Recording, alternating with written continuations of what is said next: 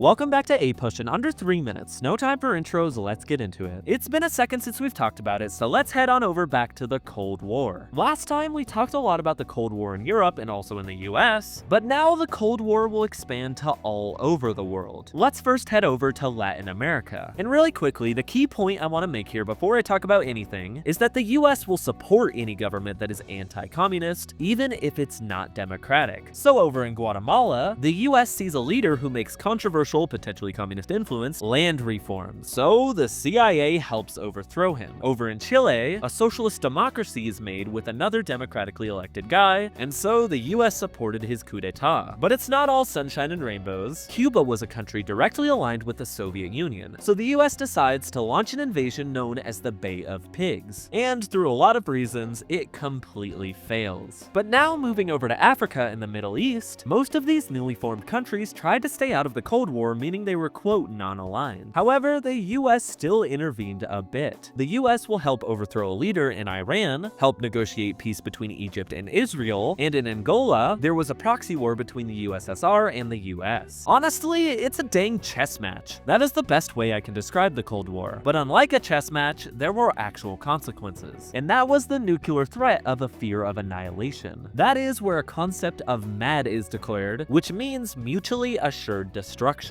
Meaning if one side launches nukes, the other side is gonna do the same. Sure, this does prevent war, but it will also lead to a massive arms buildup, and debates around America will spark up about spending in the military. This will even lead to Eisenhower warning about the, quote, military-industrial complex, where he warned that government plus military plus corporations held way too much power in the United States. On the screen now are AP-style questions for this topic. Pause now. I'll put the answers on the screen now. I will see you in the next one.